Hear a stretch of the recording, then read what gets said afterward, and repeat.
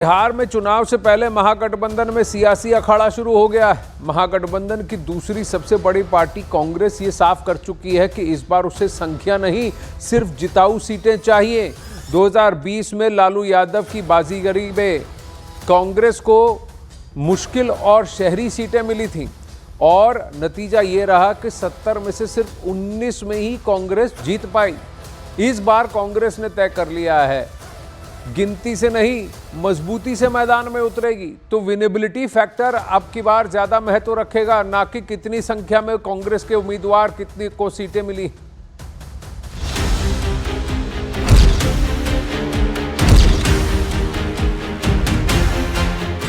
बिहार चुनाव में सीट बंटवारे के समीकरण फिट करने की कोशिशें जोर पकड़ चुकी है। आरजेडी और कांग्रेस के अलावा इस बार लेफ्ट मुकेश सहनी, पशुपति पारस और हेमंत सोरेन की पार्टी भी गठबंधन का हिस्सा है। यानी इस बार कुर्सी की जंग और तगड़ी होने वाली।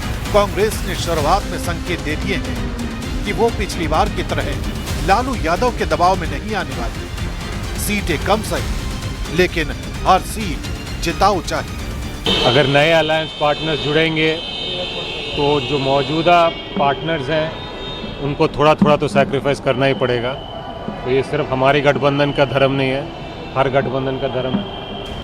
3 नए सहयोगी जुड़ने से कांग्रेस और आरजेडी को अपनी कुछ सीटें इस बार इनको देनी पड़ेगी। 2020 के विधानसभा चुनाव में आरजेडी 144 और कांग्रेस ने 70 सीटों पर उम्मीदवार उतारे थे। बाकी 29 सीटें वामपंथी दलों के खाते में गई थी। चुनाव नतीजे आए तो आरजेडी सबसे ज्यादा 75 सीट जीतकर सबसे बड़ी पार्टी के रूप में उभरी थी। कांग्रेस 27% स्ट्राइक रेट के साथ सिर्फ 19 सीटें ही जीत पाई थी। तब महागठबंधन बेहद मामूली अंतर से बहुमत के आंकड़े तक नहीं पहुंच पाया था और तेजस्वी सीएम बनते बनते रह गए थे। इसके बाद आरजेडी ने इसका ठीकरा कांग्रेस के सर फोड़ा था। यही वजह है कि कांग्रेस इस बार अपनी प्लानिंग बदल रही है। आरोप है कि लालू यादव ने पिछले चुनाव में करीब 30 सीटें ऐसी दी थी जहां आरजेडी भी लगातार हारती आई थी और 70 में से 67 सीटें ऐसी थीं जहां 2019 के लोकसभा चुनाव में एनडीए ने लीड की थी। यही वजह है कि कांग्रेस इस बार पहले से ही सतर्क है। पार्टी चाहती है कि सीमांचल और मिथिलांचल जैसी परंपरागत सीटें फिर से उसके हिस्से में आए। पिछली बार मिथिलांचल में कांग्रेस का खाता तक नहीं खुला था और सीमांचल में ओवैसी फैक्टर ने मुसलमान वोट काट लिए थे। कृष्णा अलावरू सियासत के नए नवेले खिलाड़ी हैं, लेकिन उनका मुकाबला राजनीति के धुरंधर और कद्दावर नेता लालू यादव से। जाहिर सी बात है कि अपनी मनचाही सीट पाने के लिए बिहार में राहुल के कृष्णा अलावरू को अपने रणनीतिक और राजनीतिक कौशल का सबसे बेहतरीन प्रदर्शन करना होगा। यह तेजस्वी यादव जी का बड़ा राजनीतिक दुर्भाग्य है कि 2020 के विधानसभा के चुनाव में महागठबंधन ने उनको अपना चेहरा स्वीकार कर लिया था और इस बार सभी दल कन्नी काट रहे हैं। सोचने की बात है कि जिस गठबंधन को अपने नेता के चेहरे पर भरोसा विश्वास नहीं है, बिहार के लोग क्या भरोसा करेंगे।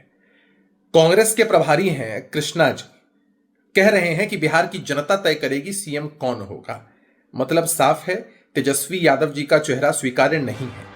कांग्रेस अब जातीय संतुलन पर भी दांव खेल रही है। पिछली बार 70 में से 32 उम्मीदवार सवर्ण थे, लेकिन इस बार पार्टी ने सवर्ण प्रदेश अध्यक्ष को हटाकर दलित नेता राजेश राम को कमान दी है। सीधा संदेश है, कांग्रेस अब दलित, ओबीसी और मुस्लिम वोट बैंक पर फोकस करेगी। पार्टी का मकसद साफ है, सीटें चाहे कम हो, लेकिन हर सीट पर दमदार मुकाबला हो। अगर नए अलायंस पार्टनर्स जुड़ेंगे तो जो मौजूदा पार्टनर्स हैं उनको थोड़ा थोड़ा तो सैक्रिफाइस करना ही पड़ेगा। तो ये सिर्फ हमारी गठबंधन का धर्म नहीं है, हर गठबंधन का धर्म है। यानी बिहार की राजनीति में कांग्रेस एक सबक के साथ उतर रही है और खेल बदलने का इरादा दिखा रही है। अब वहीं उपराष्ट्रपति चुनाव के बाद राजनीतिक पारा चढ़ गया है। एनडीए और विपक्ष आमने सामने। सत्ता पक्ष दावा कर रहा है कि विपक्ष के 15 सांसदों ने क्रॉस वोटिंग कर सीपी राधाकृष्णन की जीत और पक्की और सुदृढ़ कर दी। वहीं विपक्ष प्रश्न ये उठा रहा है कि एनडीए के 15 सांसद मतदान में क्यों गायब थे या उनके वोट अमान्य क्यों हुए। इस राजनीतिक जंग में सबसे बड़ी और सबसे ज्यादा नजरें महाराष्ट्र पर टिक गई।